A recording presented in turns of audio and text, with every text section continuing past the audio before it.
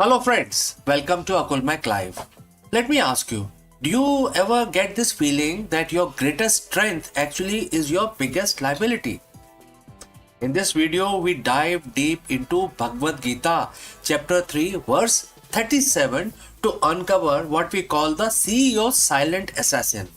While the modern business culture celebrates relentless hunger and passion, the ancient wisdom was that the desire is the root cause of leadership failure, burnout, and the organizational decay.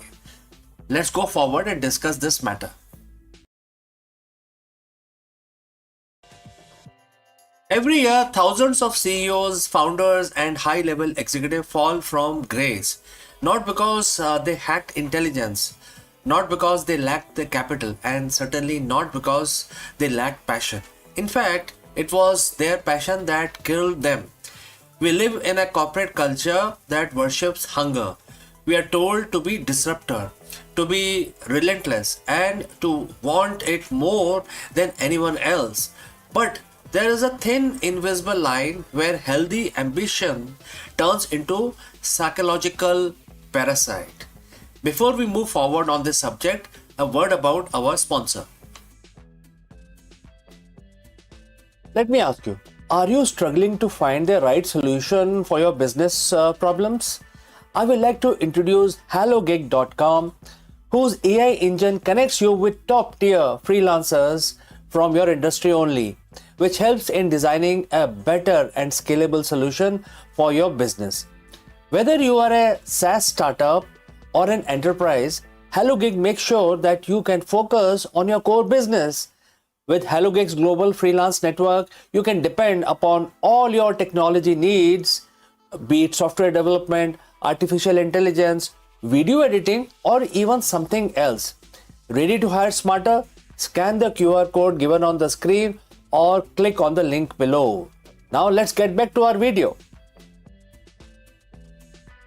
So friends, over 7,000 years ago on battlefield far removed from modern glass skyscrapers, a warrior named Arjun asked a question that every leader asks themselves in their quietest moment. And what is it that impels a man to commit a sin, even against his own will or it by force? The answer provided in Bhagavad Gita is in chapter 3 verse 37 reveals the identity of this silent assassin lurking in every boardroom. Let's look at the verse. And it says, the quote starts, "It is lust, it is anger born of out of modes of passion. It is all devouring and extremely sinful. Know this to be the enemy here in this world." Now, the lust in the modern sense usually implies something physical, but in the context of the leadership and Gita, it is much more broader. It is insatiable desire. It is the I must have it energy. The Gita explains that the desire is the product of Raja Guna, or the mode of passion. For a CEO, this is the energy of doing, striving, and achieving. It's the fuel of the corporate world. But here is the warning. Passion is high octane fuel that if not contained explodes. Why does Gita link lust and anger so closely? As a leader, when you are driven by intense desire, whether it is hitting a specific valuation, winning a legal battle, or crushing a competitor, you become attached to the result. When that result is delayed, which happens daily in business, that desire is frustrated. And your desire is frustrated, it has only one place to go, that is anger. This is the CEO who screams at VP because the quarterly projections were off by 2%. This is a founder who creates a toxic environment because the product launch didn't go viral as planned. The Gita calls this all devouring. Like a fire, the more you feed it, the bigger it gets. You hit $10 million mark and suddenly 10 million isn't enough. You need 100 million. The hunger never ends. But the satisfaction lasts only for a second. Why is this assassin? Why is this called assassin? Because it kills your discrimination, which is, as per Gita, is buddhi, intelligence, which help you discriminate between good and bad. In verse 3.39, the Gita says that desire covers a person's pure consciousness, just a smoke cover, a fire, or a dust cover, or a mirror. When a CEO is in the grip of calm and growth, they lose the ability to see reality. They anger, red flags, every red flag will actually anger them, and they tend to ignore them. They want deals, too many deals to close. They alienate their best talent because their anger creates a culture of fear.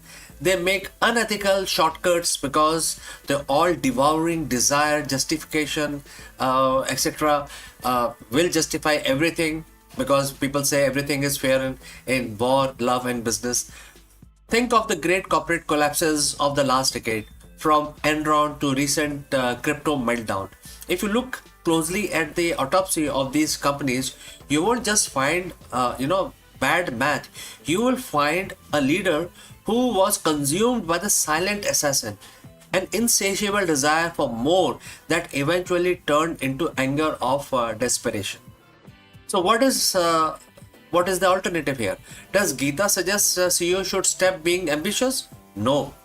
The solution isn't to stop acting. It is to change the source of the action. This is the concept of nishkam karma, acting without attachment to the fruit. A leader who masters verse 3.37 operates from sattva, which is goodness, rather than rajas, which is passion. They set the same high goals. They work just as hard, but they aren't consumed by the outcome. When you are not the slave of your desire, you don't get angry when things go wrong. Instead, you stay, quite normal, grounded. You pivot, you learn, you lead with clear mirror, seeing the market as it is, not as your ego wants it to see. Every morning you step onto a battlefield. You have competitors, you have market volatility and internal pressures, but your biggest enemy isn't the guy in the office across the street. The enemy is sitting in your chair. As you go through your week, watch the silent assassin. When you feel that the surge of intense, desperate desire, recognize it for what it is, the beginning of a fire that will eventually turn into anger. Identify it, acknowledge it, and then return to your duties. Because a CEO who cannot lead themselves while eventually having no one left to lead. So friends, hopefully this will help you to become a better leader. And if you found this leadership breakdown valuable, subscribe for more Vedic insight for modern businesses, and tell us in the comments have you ever seen a great leader fall because their own all devouring desire was overwhelming? Please let me know, and I will catch you again in the next one.